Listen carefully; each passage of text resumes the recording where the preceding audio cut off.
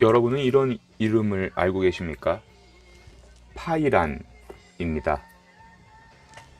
그녀는 중국에서 위장 취업을 하려고 우리나라에 들어온 여잔데 혼인신고를 하지 않으면 쫓겨날 마당에 놓여져서 강제력으로 혼인신고를 하는 여자입니다. 이강자라고 또 하나 있습니다. 이게 뭐 깡패나 양아치라고 부르기에도 부족할 만큼의 뭐 쓰레기 같은 건달 새끼 하나 있어요. 삼류죠, 삼류. 우리가 흔히 말하는. 근데 조금 전에 말한 그 파이란이라는 아가씨가 결혼 상대로 선택하는 사람이 바로 이강재입니다. 이강재와 파이란의 위장 결혼 이야기, 불법이 난무하는 2000년대 초반 대한민국의 이야기, 영화 파이란입니다. 데뷔작이라고 보기에는 믿기지 않을 정도로 탄탄한 스토리와 연출, 그리고 관객의 허를 찌르는 스타일로 감독 송혜성은 멋지게 춤으로의 데뷔를 합니다. 솔직히 감독의 이후 연출 작품들은 관심 없습니다. 물론 뭐 좋았던 작품도 있습니다. 아, 죄송합니다. 파이란 이전에 카라라고 있었네요. 그 송승헌이랑 김희선이 나오는, 몰라, 솔직히 안 봤어. 관심도 없고요. 아무튼 제게 송혜성 감독의 최고의 작품은 파이란이고, 이후 그는 역도산, 우리들의 행복한 시간, 그리고 영혼본색을 패러디한 무적자, 다채로운 캐릭터들이 가족이라는 이름으로 묶여있는 고령화 가족 등을 연출합니다. 하지만 로맨스 영화에 굉장히 심취했던 20대 초반 제게 있어서 파이란은 감히 8월의 크리스마스와 필적할 만큼의 로맨스를 갖고 있지 않았나, 저는 감히 생각을 해봅니다. 영화의 줄거리 별거 없습니다. 삼류 깡패인데 누가 돈 좀 준다길래 위장 결혼합니다. 마누라가 누군지 관심도 없고, 설사 마누라가 세상에 있는지도 모릅니다.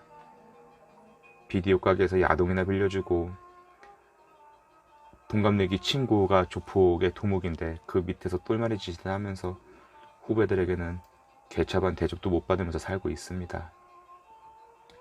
그러던 어느 날 강재에게 아내가 죽었다는 부고가 전해져 옵니다. 시체를 확인하기 위해서 그는 절친인 친구와 함께 강원도로 향합니다. 잊었던 것들에 대한 회귀, 우리가 미처 갖고 있지 않았던 순수라는 너무나도 고결한 이름의 것들에 대한 재조명, 그리고 무엇보다 미래를 위해서 남자를 택했던 여자의 진심과 미래 따위는 인생에 발톱만큼도 없는 오로지 돈만을 위해서 여자를 택했던 남자에 대한 엇갈린 사랑이, 감정이, 이야기가, 흐름이 이 영화 속을 가득 메꿉니다. 어줍잖게 영화 사이트 기자로 활동을 했어요. 대단한 일도 아니고 어디 가서 자랑할 만큼 떳떳한 일도 아닌데, 그 기자 활동의 첫 번째 작품이 바로 이 영화였습니다. 영화가 끝나고 너무 울어서 극장에서 감히 나올 수가 없었어요. 창피했거든요. 그리고 인상 깊었던 건 영화 시작하기 전에 극장 로비에서 감독을 넌지시 보면서, 저 사람이 감독이구나. 아마 제 인생에서 영화 감독이라는 사람을 실물로 처음 봤던 순간이 아니었나 싶습니다. 아무튼지 간에 이 파이란은 어쩌면 어른들을 위한 동화가 아닌가 싶습니다. 그렇다고 모든 어른들이 강제처럼 양아치처럼 사는 것도 아니고, 또 모든 어른들이 파이란처럼 숙녀처럼 살진 않을 겁니다. 하지만 우리가 살아가면서 결코 놓치거나 잊지 말아야 할 것들, 외면하지 않아야 될 것들에 대해서 영화는 담담하게 이야기해줍니다. 영화의 클라이막스일 겁니다. 결국 강제는 죽은 파이란의 화장하고 난 다음에 갑자기 기억이 안 나네. 이걸 뭐라 그러나?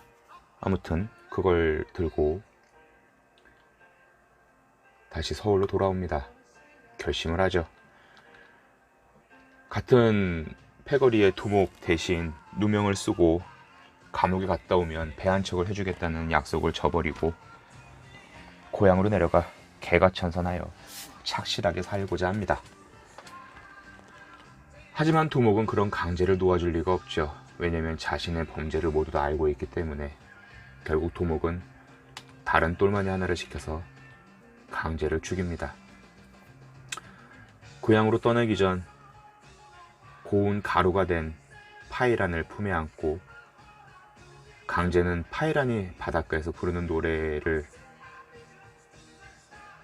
절친이 찍어놓은 비디오 카메라 영상으로 보면서 파이란이 먼저 갔던 길을 뒤이어갑니다. 가끔 영화를 볼 때는 굉장히 자세한 컨텐츠를 갖고 미리 경험한 다음에 보는 것도 좋지만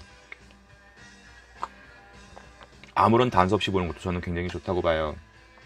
이 영화는 어떤 촬영 감독이 시나리오 누가 썼고 촬영할 때 어떤 에피소드가 있고 배우들 중에 이 사람은 어떻게 캐스팅이 됐고 어떤 부분들을 굉장히 주목해서 촬영을 했다라는 것들을 굳이 알고 보는 것도 재미있지만 사실 또 그런 걸 모르고 볼 때 느껴지는 감동이 훨씬 더 크다고 저는 봅니다.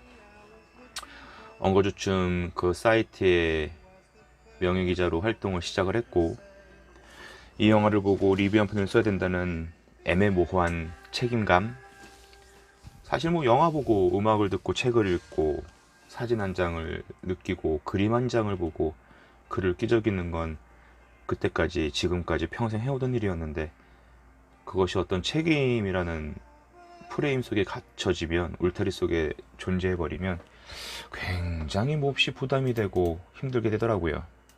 고로 이걸 어떻게 되나 하는 걱정을 앞세워서 저는 이 영화를 보게 됐는데 세상에 그런 우려는 말끔히 사라지더라고요. 너무 좋았고 표면에 드러나진 않았지만 파이란과 강제가 주고받는 교감, 사실 주고받다기보단 파이란이 일방적으로 줬고 더 이상 파이란이 피드백을 받을 수 없는 곳으로 떠난 이후에 강제가 느꼈던 감정의 선들이 저는 굉장히 좋았다고 봅니다. 굳이 이 작품을 이야기하면서 한국 근현대사의 영화 역사를 다 일일이 이야기할 필요까지는 없겠지만 90년대 후반과 2000년대 극초반에 이르는 4, 5년 혹은 6, 7년간의 영화들이 보여줬던 이런 섬세한 터치와 화법은 그 이전에도 그 이후에도 사실 없지 않았나 저는 감히 생각을 합니다. 사랑했으나 사랑하지 않은 것 같았고 드러냈으나 드러내지 않았었고 물론 이것도 유행이겠죠. 한 5, 6년 혹은 10년쯤 지나면 다시 이런 성향의 영화들이 나오겠지만 이즈음 우리가 또 봤던 지루할 정도로 하지만 볼 때마다 너무너무 짜릿했던 영화가 또 일본의 이와이 슌지 감독의 러브레터이기도 했었고 이 어떤 절절한 순애보에 가까운 이야기가 파이란을 관통하는 정서였고 포스트의 강제가 파이란을 안고 저렇게 해맑게 웃지만 정작 영화에서는 두 사람이 한 커트, 한 화면 안에 담겨지는 장면은 불과 한 컷 혹은 두 컷에 지나지 않았다. 감독이 많이 고민을 하고 많이 신경 쓴 연출이었던 거죠. 욕도 잘 못하고 그렇다고 주먹질도 잘 못하고 마음은 더럽게 착해서 깡패인데 깡패 같지도 않은 사람이 있습니다. 태생은 중국 사람인데 몇 푼 돈 벌고자 한국에 와서 정식으로 정착도 못하고 근근히 도망 다니면서 입에 풀칠하는 사람이 또 있습니다. 사실 그 둘이 만난다고 얼마나 더 행복하겠습니까? 그런데 그 둘이 만났고 손붙잡고 대화 한번 나누지 못했는데 제도적으로는 결혼을 했고 한 푼이라도 더 먹고 살려고 애쓰다가 여자는 죽고 그로 인해 개가 전선되는 남자 역시 죽습니다. 희망이라고는 눈코만큼도 없습니다. 우리가 사는 인생은 영화 레옹에서 레옹이 말하듯, 마틸다에게 말하듯, 오늘도 힘들고 내일도 힘든 고통의 연속일 것이고, 달콤한 인생 영화에서 출연한 황정민이 극중에서 말하는 말처럼 인생은 고통의 연속일 것입니다. 아름답지만 파란 푸른 빛의 다채로운 컬러가 아니라 씁쓸한 서늘한 회색빛의 아름다움이 깃들어 있는 영화입니다. 펑펑 울고 싶거나 당신의 삶이, 그대의 삶이 지리멸렬하게 힘들다고 느껴질 때, 언감생심, 희망이란 것들을 감히 손에 붙잡고 싶을 때 보면 굉장히 좋은 영화라고 저는 생각합니다. 파이란입니다.